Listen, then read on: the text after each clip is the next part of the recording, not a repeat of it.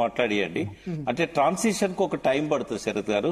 మనలాంటి వాళ్ళని గైడ్ చేయాల్సిందే. ఎందుకంటే సమాజంలో మార్పు కోరుకుంటున్నాం, ప్రజలు ఇంకా బాగుండాలని కోరుకుంటున్నాం. కాబట్టి ఒక స్వచ్ఛమైన రాజకీయ పార్టీ కూడా రావాలని కోరుకుంటున్నాం. మీరు సిద్ధాంతకర్తగా ఉంటారా మావోయిస్ట్ పార్టీకి? సిద్ధాంతకర్తలు అక్కర్లేదు. వాళ్ళను మనం ఈ రాజకీయాలను 30-40 ఏళ్ల నుంచి అందులో భాగంగా చూస్తున్నాం కాబట్టి వాళ్ళు కూడా లోపల నుంచి గమనిస్తున్నారు. బట్ వాళ్ళు మారడానికి, వాళ్ళ ట్రాన్సిషన్ కోసం ఈ సంధి దశ వాళ్ళకి కొంత సమయం పడుతుంది. తర్వాత నిజంగా ఎవరైతే మార్పు కోరుకుంటున్నారో వాళ్ళందరినీ ఒక వేదిక మీద తీసుకొచ్చాక వాళ్ళు పార్టీ పెడితే ఉపయోగం ఉంటుంది. కానీ ఒక లైన్ లేకుండా, ఓ విధానం లేకుండా ఈ సమాజంలో వాళ్ళు ఏ మార్పులు తేవాలనుకుంటున్నారో చెప్పకుండా ఏకంగా పార్టీ పెడితే మళ్ళీ అది కూడా ఐసోలేట్ అయిపోతుంది. కాబట్టి వాళ్ళు కొంతకాలం 1-2 సంవత్సరాలు ఒక వేదికను పెట్టుకొని లైక్ మైండెడ్ వాళ్ళందరినీ కలుపుకొని లోపల నుంచి వచ్చిన వాళ్ళతోనే పార్టీ పెడితే అది బతకదు. బయట ఉన్న వాళ్ళని కూడా మనం అందులో కలుపుకోవాల్సిన అవసరం ఉంటుంది. తెలంగాణ ఉద్యమకారులు ఇవాళ 80-90% బయటనే ఉన్నారు, ఏ పార్టీలలో లేరు. అట్లాంటి వాళ్ళను తర్వాత 20 ఏళ్ల నుంచి సరెండర్ అయిన వాళ్ళు చాలా మంది, ఇంకా శక్తి ఉన్నది వాళ్ళకి, ఏదైనా చేయాలని ఆలోచిస్తున్నారు జంపన్న లాంటి వాళ్ళు. అట్లాంటి వాళ్ళని కలుపుకొని ఇప్పుడు వచ్చిన వాళ్ళు కూడా దానిలో భాగం కావాలి. ఒక ప్రణాళిక ప్రకటించాలి. కేవలం ఎలక్షన్లప్పుడు బూర్జువా పార్టీలే కాదు, వీళ్ళు కూడా ఎటువంటి మార్పుకు మేము శ్రీకారం చుడుతున్నాం అనేది చెప్పగలగాలి. ఇవాళ పరిస్థితిని వాళ్ళదైన పద్ధతిలో విశ్లేషించాలి. ఇదంతా చేస్తే తప్ప ఒక రాజకీయ పార్టీగా మనుగడ సాగించడం కష్టమవుతుంది.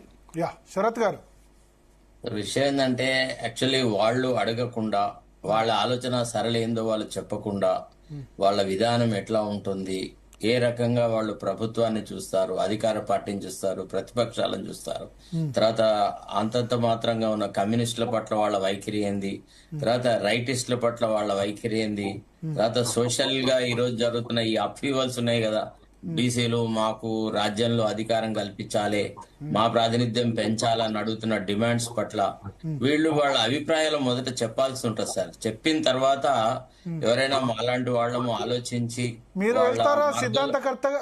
మీరు ఉంటారా సిద్ధాంతకర్తగా సార్? ఇప్పుడు ఆ ప్రస్తావన తేవడం తప్పు సార్. ఎందుకంటే మీరు గతంలో పీడీఎస్యూ ఆర్ఎస్యూ సార్. ఓ ఆర్ఎస్యూ, ఓకే సార్. విషయం ఏంటంటే వాళ్లతో చాలా విషయాలలో ఫైటింగ్ ఏబీపీ వర్సెస్ ఆర్ఎస్యూ యూనివర్సిటీలో గొడవ జరిగేదా?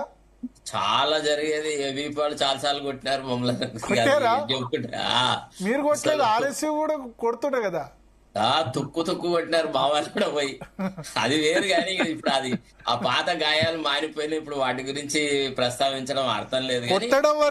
కొట్టడం వరకే ఉండాలి, లేకపోతే మర్డర్స్ కూడా అట్లా జరిగాయా? అంటే మీరున్న టైంలో, అంటే మేము యూనివర్సిటీలో ఉన్నప్పుడే మురళి మీద అటాక్ జరిగింది. మా ఆర్ట్స్ కాలేజ్ దగ్గర, హాస్టల్ దగ్గర జరిగిన ఇన్సిడెంట్ అక్కడే జరిగింది. మేము ఇప్పుడు I was part of the Osmania university.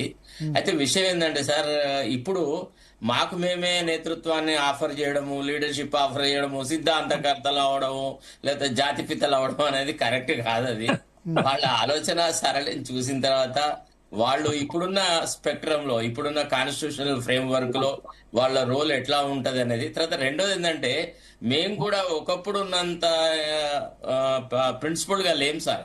మాలో కూడా చాలా మార్పు వచ్చేసినాయి. ఇప్పుడు మేము కూడా బీఆర్ఎస్ లో పోయినాం. ఎంతో కొంత కమ్మరోడ్ ఇంటికి పోతే మట్టి అంటినట్టే మాకు కూడా కొంత బూర్జువా రాజకీయాలు అవి అంటినాయి.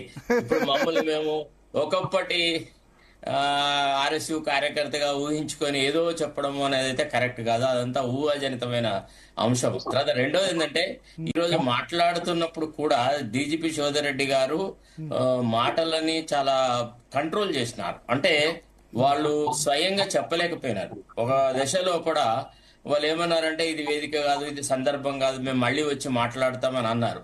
సో ఆ అవకాశం వాళ్ళకి ఇవ్వాలి. వాళ్ళు ఏం ఆలోచన చేస్తున్నారు యాక్చువల్లీ? ఇప్పుడు రాజకీయ జీవితం అంటే ఏ పార్టీలోనైనా చేరుతారా, స్వతంత్రంగా ఒక పార్టీ పెడతారా, పెడితే పార్టీలకి వనరులు ఎక్కడివి, తర్వాత వ్యవస్థ ఎక్కడిది, ఏ రకమైన వాళ్ళ నేతృత్వంలో ఏర్పడుతుంది?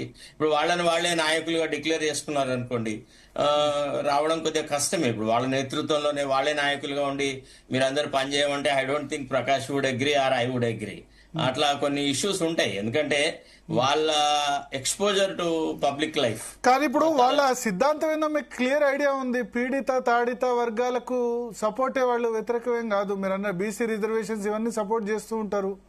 వాళ్ళు అంటారు కదా వాళ్ళ దానిలో బ్రాహ్మణీయ మతోన్మాద శక్తుల వ్యతిరేకం అని ఆ సార్, సిద్ధాంతం అయితే క్లియర్ కదా.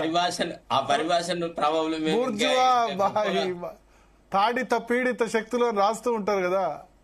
సార్ అవన్నీ ఆ భాషను మాట్లాడాలో మేము సిద్ధాస్తులం, మేము పాంప్లెట్ రాసినాం, ఇవన్నీ చేసినాం. కానీ ఆ రకమైన అదంతా ఓన్లీ కాగితాల మీదనే నిలబడ్డది సార్. ఆ తర్వాత ఎన్టీ రామారావు పొలిటికల్ పార్టీ పెట్టిన తర్వాత ఈ మావోయిస్టులను, తర్వాత నక్సలైట్లను దేశభక్తులు అని చెప్పేటువంటి రాజకీయ పరిభాష వచ్చింది. వాళ్ళను కూడా జనజీవన స్రవంతిలో చేర్చుకోవాలి. అదే ఎన్టీ రామారావు మళ్ళా డీజీపీ కృష్ణమాచారి నేతృత్వంలో కూడా మొత్తం ఎక్కడ ఉంటే అక్కడ వాళ్ళని చంపాలన్నటువంటి ఒక వ్యవహారం తీసుకొచ్చినాడు. అంటే నేను అప్పుడు అక్కడ జర్నలిజం లో ఉన్నప్పుడు డీజీపీ గారు ఒక లిస్టు వర్కౌట్ చేసిన, అసలు యాక్చువల్లీ ఎంతమంది క్రియాశీలకంగా ఉన్న మావోయిస్టులు ఉన్నారు, ఇందులో ఎంతమందిని మనం ఎనిహిలేట్ చేయొచ్చని. ఆ ప్రకారంగా చాలా ఘోరంగా అంటే ఘోరంగా ఎన్కౌంటర్స్ చేసి చంపిన సందర్భాలు కూడా ఉన్నాయి. కాబట్టి ఇప్పుడు మారుతున్న పరిస్థితులలో వాళ్ళ ఆలోచన సరళి ఏది గ్రహించకుండా అప్పుడే ఏదో ఒకటి ఊహించుకోవడం అయితే కరెక్ట్ కాదు. ఇప్పుడున్న సంక్లిష్ట పరిస్థితులలో కొంత క్లారిటీ ఉండాలి, పట్టు విడుపులు ఉండాలి. వాళ్ళు కూడా అంత రిజిడ్ గా మేం చెప్పింది మీరు వినాలా అని దళాలలో చెప్పినట్టుగా ఈ ప్రజా జీవితంలో ఇప్పుడున్న కార్యకర్తలకు చెప్పే రోజులు కాదు. ఇప్పుడు కార్యకర్తలు అవసరమైతే నిలదీస్తారు, తర్వాత నాయకుడినే డౌన్ డౌన్ అని అక్కడే స్లోగన్స్ ఇస్తారు. మరి అక్కడ ఇట్లాంటి స్లోగన్లు గీగన్లు ఈ గిసెంట్ అనేది చాలా తక్కువ. కాబట్టి ఇది కొంత టైం పడుతుందని నా అభిప్రాయం సార్, ఇమీడియట్ గా అయితే కాదు. తర్వాత రెండోది ఏంటంటే ఇప్పుడు మాలాంటి వాళ్ళు, నేనైనా ప్రకాష్ వచ్చి మిమ్మల్ని అడిగితే సిద్ధాంత పరంగా సార్ నేనంత పెద్ద నాయకుడి కాదు సార్, నన్ను అడుగుతారని నేనైతే ఊహించట్లేదు. కానీ ఒకటి లీగల్ గా ఏదైనా వ్యవహారాలు ఉంటే, తర్వాత ఇతరత్రంగా ఉంటే డెఫినెట్లీ మేమేమి ఎవరికి భయపడము. వాళ్ళ ఆలోచన సరళితో ఏకీభవించిన వాళ్ళము. చాలా చిన్న ఫార్మాటివ్ ఇయర్స్ లోనే ఆ సిద్ధాంతాలను నమ్మిన వాళ్ళం కాబట్టి డెఫినెట్ గా మేము వాళ్ళతో ఉంటాం. అయితే రెండోది ఏంటంటే సార్, ఇప్పుడు మనం ఇంకొక విషయం గ్రహించాల్సిందంటే, ఎవరైనా ప్రకాష్ గారైనా నేనైనా ఎవరైనా కొంత నమ్మకం ఏర్పడే వరకు మేము ఇప్పుడు ఆల్రెడీ కొంత ప్రజా జీవితంలో ఒక కోణంలో ఉన్నాం. సో కాబట్టి దీన్ని ఇమీడియట్ గా వదిలేట్టి ఇంకెక్కడికో పోవాలంటే కూడా కష్టం. ఇప్పుడు ఎంత విభేదాలున్నా మోడీ గారి పరిపాలన పట్ల కానీ లేకపోతే ఇతరత్రమైన వ్యవహారాల మీద మేము చాలా పాజిటివ్ ఫ్రేమ్ ఆఫ్ మైండ్ తో ఉన్నాం. చాలా ఇప్పుడు నిన్నగాక మొన్న ఏఐ సమ్మిట్ లో కాంగ్రెస్ కార్యకర్తలు పోయి బనీళ్లతో పోయి చేసిన విధానాన్ని విమర్శించడం, అంటే ఇట్లా డెమోక్రటిక్ రూల్ ఆఫ్ లా అనే దానికి కట్టుబడి ఉన్నాం. కాబట్టి ఇప్పుడు అప్పుడే మా ఆలోచన వాళ్ళతో పంచుకోవడం కరెక్ట్ కాదు. వాళ్ళ అభిప్రాయాలు చెప్పాలా. ముందు వాళ్ళ ఆలోచన సరళి ఏంది, ఏ రకంగా చేస్తారు, ఏం చేయదలుచుకున్నారు, వాళ్ళతో మీరు విభేదిస్తున్న అంశాలు ఏంది? ఒక్క నిమిషం. ఇప్పుడు ఒకటి ఏంటంటే అంత ఈజీ కాదు. ఎందుకంటే ఈ తెలంగాణలో నక్సలైట్లు సేఫ్ జోన్ కి వెళ్లి 22 సంవత్సరాలు అయింది. 22 సంవత్సరాల నుంచి ఇక్కడ ప్రజల మీద వాళ్ళకి పట్టు లేదు. ఒక జనరేషన్ పోయింది, ఇంకో కొత్త జనరేషన్ వచ్చింది.